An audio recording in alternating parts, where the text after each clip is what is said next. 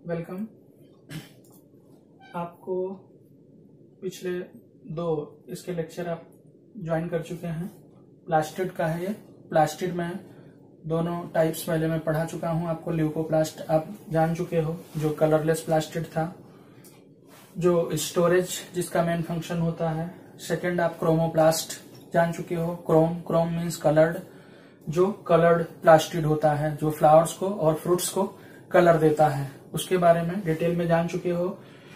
अब आपको यहाँ पर पढ़ना है क्लोरोप्लास्ट। अगर आपको लेक्चर अच्छा लगता है तो आप लाइक जरूर करें, मुझे अच्छा लगेगा। और बाकी जो जिनको जरूरत है उनको जरूर भेजें और उनको सब्सक्राइब करने के लिए जरूर कहें अगर आपको अच्छा लगता है।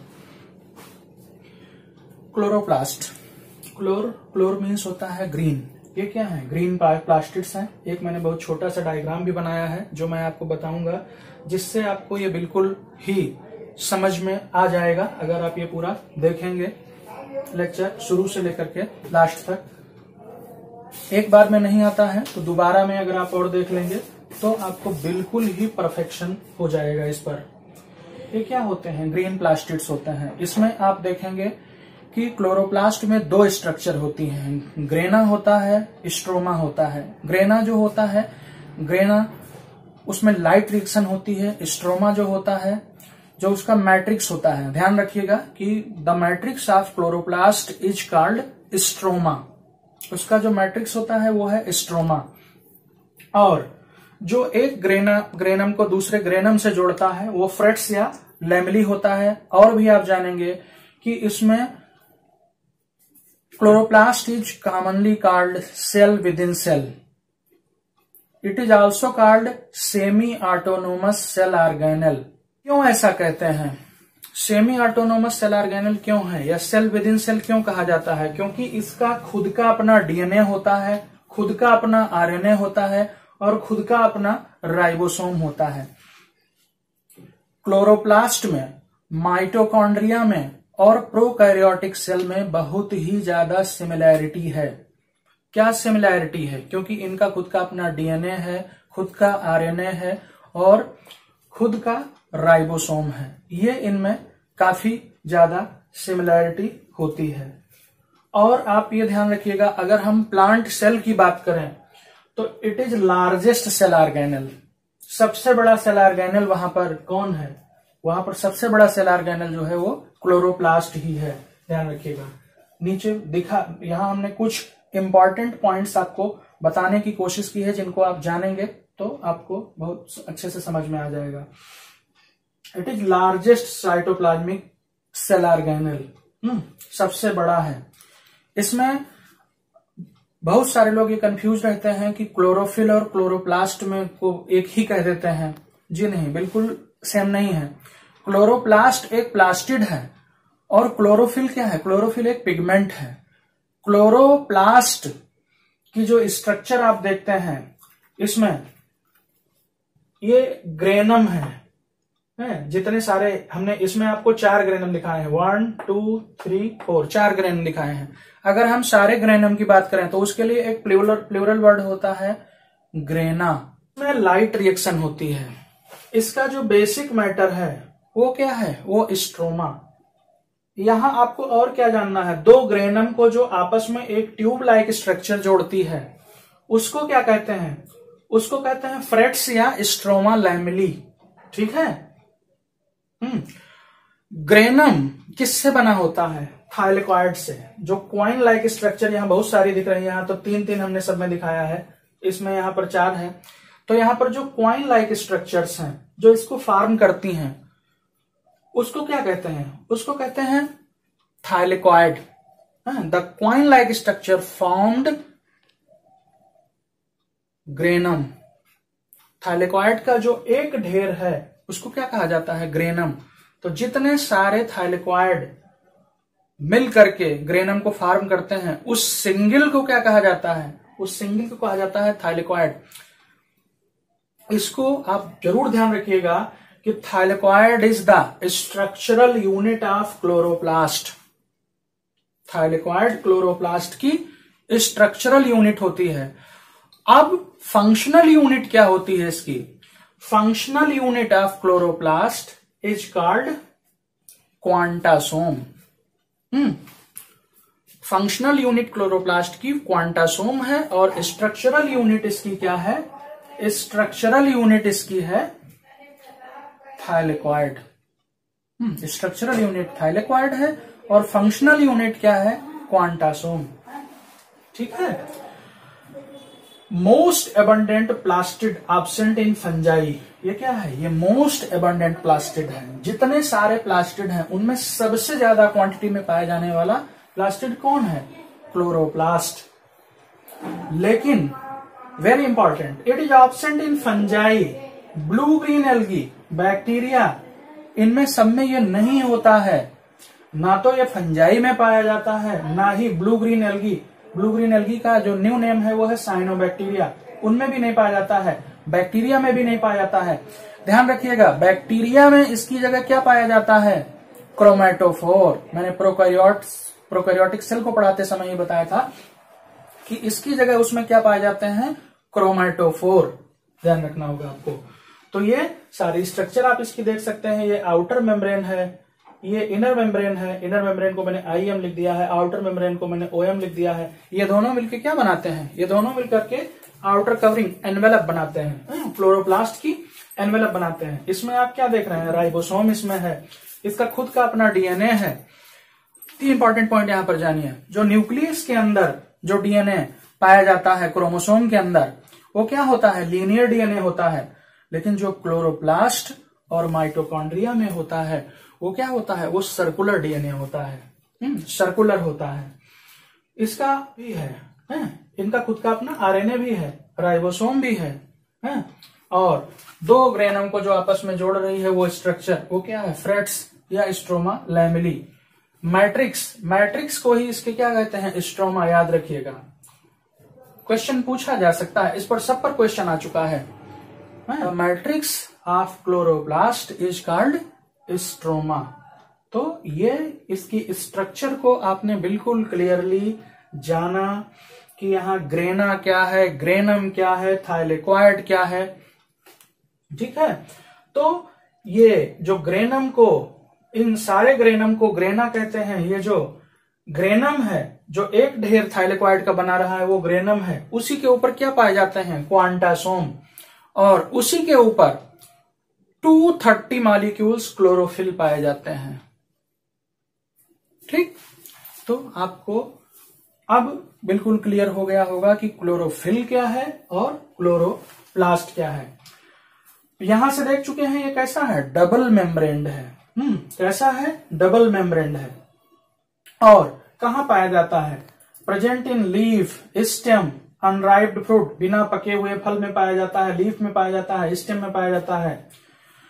अब क्लोरोप्लास्ट 2 अलग अलग जो प्लांट्स होते हैं, एक हेलियोफाइट्स होते हैं, सन लविंग प्लांट, और दूसरे प्लांट होते हैं सायोफाइट्स, शेड लविंग।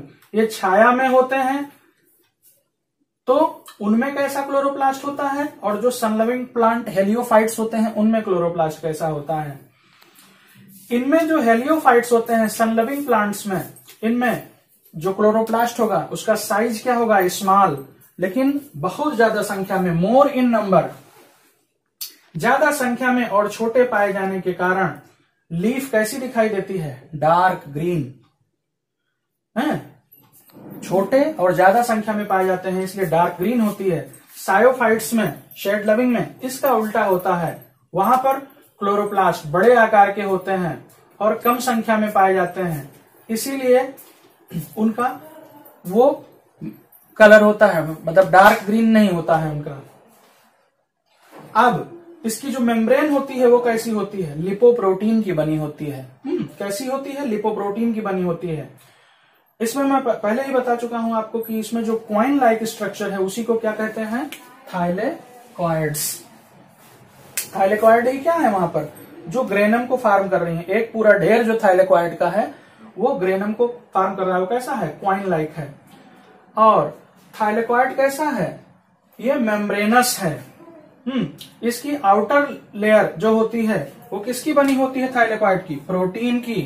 और इनर लेयर किसकी बनी होती है? लिपिड की, याद रखिएगा।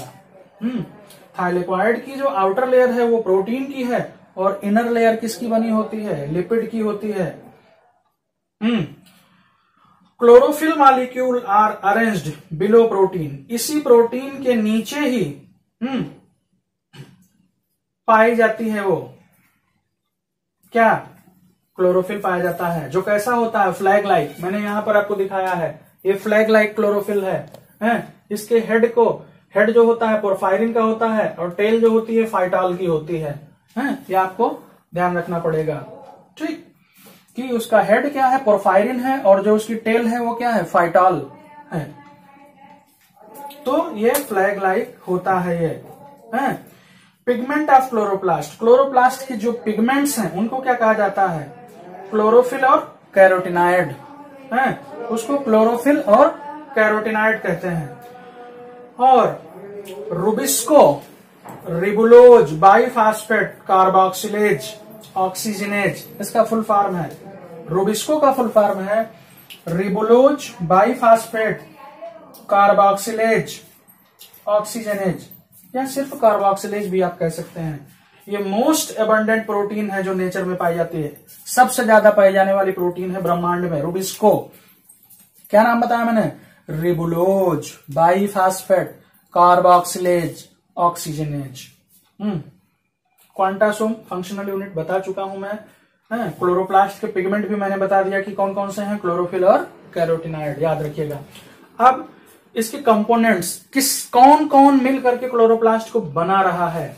तो डीएनए इसमें कितना पाया जाता है? 0.5%। 0.5% डीएनए है इसमें, 2 से 3% इसमें आरएनए है, और क्या है? 70S टाइप राइबोसोम है, एंजाइम, क्लोरोफिल, ये सब मिला के कितना पाए जाते हैं? 5 to 10% है ये, इतने सब मिला करके 5 to 10% है। मिनरल्स और कैरोटिनाइड्स मिल करके 4 to 5% है। प्रोटीन्स काफी ज्यादा, 50 to 60% इसमें प्रोटीन है। लिपिड्स कितना? 25 से 30%, दूसरे नंबर पर यह आता है जो लिपिड है। और बाकी ट्रेस के फॉर्म में carbohydrate, vitamin K, E, magnesium, iron, cobalt, manganese, phosphorus, ये सब ट्रेस फॉर्म में पाए जाते हैं। मैंने आपको पहले ही बता दिया कि इसमें जो ग्रेना है लाइट रिएक्शन होती है इसमें, और स्ट्रोमा में डार्क रिएक्शन होती है। अभी मैं बताऊंगा कि लाइट रिएक्शन में क्या होता है, डार्क रिएक्शन में क्या होता है। फिलहाल इसको डिटेल में तो आप पढ़ेंगे फोटोसिंथेसिस में, लेकिन यहां थोड़ा सा जरूर जान लेंगे। क्लोरोप्लास्ट को डिस्कवर किया था वान मोल ने, और शिम्पर ने। क्लोरोप्लास्ट जो टर्म दिया वो किसने दिया? शिम्पर ने दिया। थाइलेकोइड स्ट्रक्चरल यूनिट है, मैं पहले ही बता चुका हूं। लाइट रिएक्शन में क्या होता है? फोटोलाइसिस ऑफ वाटर होता है। Photo means light, lysis means breaking. Light के प्रेजेंस में टूट जाता है वाटर मॉलिक्यूल, जो क्या करता है? ऑक्सीजन इसलिए रिलीज होती है उसमें, ये ध्यान रखिएगा। उसमें जो ऑक्सीजन फॉर्म होती है वो वाटर मॉलिक्यूल्स के ब्रेकिंग से होती है, और high energy compound ATP, NADPH ये बनते हैं। यही बाद में इन्हीं से क्या होता है? ग्लूकोज बन जाता है डार्क रिएक्शन में। मतलब लाइट रिएक्शन के लिए लाइट का होना जरूरी है, लाइट डिपेंडेंट रिएक्शन है। और जो डार्क रिएक्शन है ये लाइट इंडिपेंडेंट रिएक्शन है, इसके लिए लाइट का होना कोई जरूरी नहीं है। क्लोरोफिल में क्या होता है? नाइट्रोजन फिक्सिंग जीन पाए जाते हैं, जिनको नाइट्रोप्लास्ट कहते हैं। क्लोरोफिल में नाइट्रोजन फिक्सिंग जीन पाए जाते हैं, जिनको क्या कहते हैं? नाइट्रोप्लास्ट। और क्वांटासोम की डिस्कवरी किसने की थी? पार्क और बिगिंस ने। मैं उम्मीद करता हूं कि आपको यह अच्छे से समझ में आ गया होगा। मैंने बिल्कुल अच्छे से इसको समझाने की कोशिश की है। अगर आपको एक बार में नहीं आता है, एक बार दोबारा आप देखिएगा लेक्चर, आपको बिल्कुल क्लियर हो जाएगा। अब आप यहाँ पर क्लोरोफिल और क्लोरोप्लास्ट में डिफरेंस जान गए होंगे कि क्लोरोफिल एक पिगमेंट है जबकि क्लोरोप्लास्ट एक प्लास्टिड है। मैंने दोनों की स्ट्रक्चर भी दिखा दी। ये क्लोरोप्लास्ट का स्ट्रक्चर है और ये पिगमेंट जो होता है क्लोरोफिल का स्ट्रक्चर है, जिसमें ये फ्लैग लाइक है क्लोरोफिल, जिसका हेड जो होता है पोरफायरिन है और टेल जो है इसकी फाइटॉल की बनी हुई है। इसकी टेल जो है वो फाइटॉल है। तो ये बिल्कुल आपको क्लियर हो गया होगा। इसकी स्ट्रक्चरल यूनिट और फंक्शनल यूनिट भी बता दिया, ग्रेना, स्ट्रोमा भी बता दिया। डार्क रिएक्शन, लाइट रिएक्शन भी बता दिया। तो ये आपको उम्मीद करता हूं अच्छे समझ में आ गई होगी, और अगर समझ में आ गई होगी, दूसरे को भी आप चाहते हैं वो भी समझे, तो उसको आप इसको सेंड कर सकते हैं। और आप लाइक जरूर करें, और जो भी सब्सक्राइब जिन्होंने नहीं किया है वो जरूर करें, या दूसरे को इसके लिए प्रेरित करें।